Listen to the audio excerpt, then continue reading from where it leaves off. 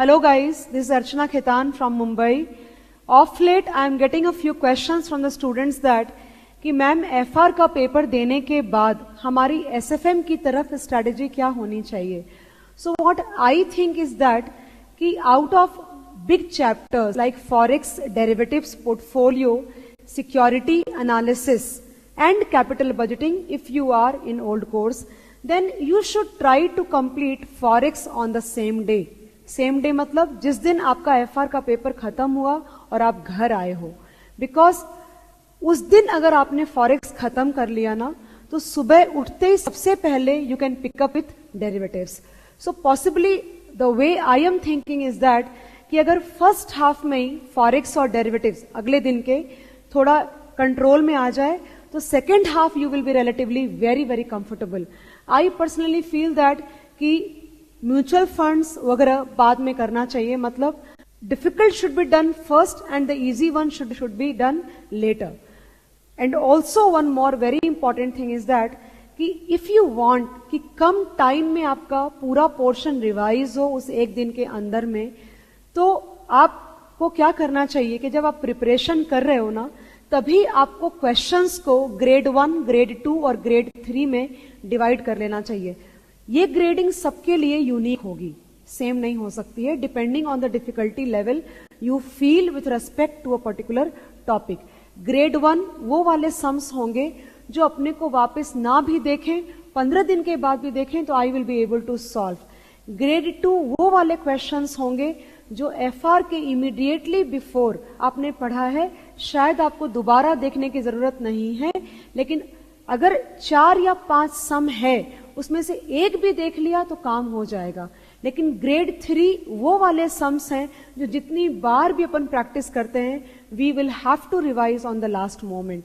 So possibly I would recommend you should be left out only with grade 3 और very few number of grade 2 questions while preparing for your that last moment SFM paper. Okay, that was number 1. Number 2, while writing the paper you should always keep in mind a few things. Number 1, you are really lucky to get those 15 minutes. Let me tell you, किसी और curriculum में ये 15 minute मिलते जरूर हैं, लेकिन paper हम खोल के नहीं देख सकते. आपको वो टाइम मिलता है.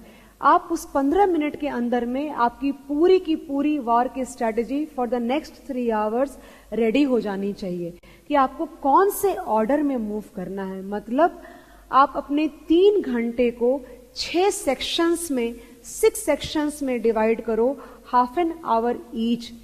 हर हाफ एन आवर एक कैटेगरी को फुलफिल करेगा. If you are getting stuck in one particular question, I don't think you should be getting like वहां पे होल्ड नहीं करना है, आगे बढ़ जाना है, क्योंकि आपको वापस आने के लिए हमेशा समय मिलेगा. अगर आप फंस जाओगे एक सम पे तो आपका पेपर छूटने का चांसेस बहुत ज्यादा हाई होगा. Also you should never try to skip the theory part. अगर आप थियोरी को स्किप करोगे तो चांसेस ये हैं कि अगर आपके पेपर जो आएगा उसमें प्रैक्टिकल अगर आपके कंट्रोल में नहीं आया तो theory can be a very very good rewarding stuff for you. Because what I have observe कि थ्योरी में वो लोग मार्किंग बिल्कुल जीरो नहीं करते. आपने अगर कुछ भी लिखा है तो थोड़े बहुत मार्क्स इंस्टीट्यूट से आपको जरूर मिलते हैं, and that can be a real saviour for you in the paper. एक बात जो मैं जरूर बोलूंगी, I don't know how many of you will be able to do that.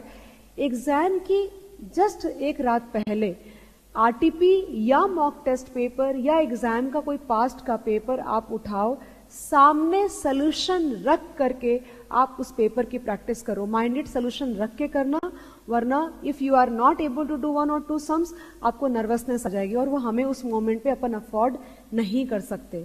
Okay, उससे क्या होगा गाइस कि when you are doing a practice manual और कोई नोट्स आप कर रहे हो तो आप जब फॉरेक्स करते हो तो बार बार फॉरेक्स के ही सम कर रहे हो. अगर आप टॉपिक चेंज करते हो तो अपने को डिस्कम्फर्ट आता है, लेकिन पेपर तो ऐसा नहीं आएगा ना. पेपर में रैंडम आएगा, कभी फॉरेक्स, कभी म्यूचुअल फंड, फिर मर्जर, फिर derivatives.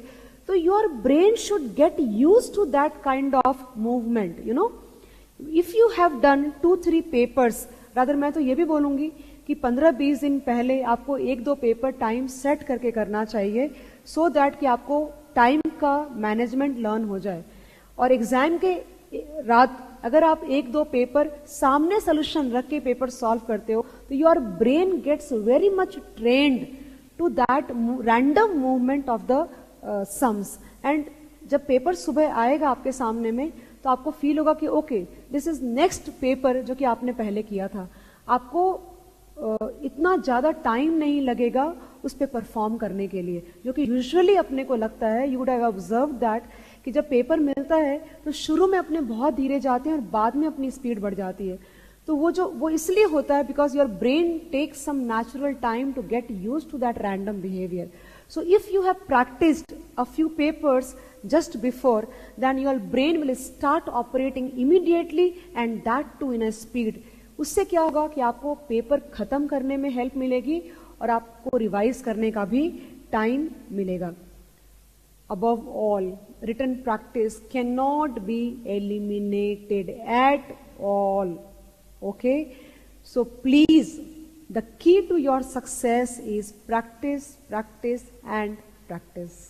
Thank you so much and all the best for your exams. Please do well and please try to complete your paper in the span of 3 hours. Thank you so much.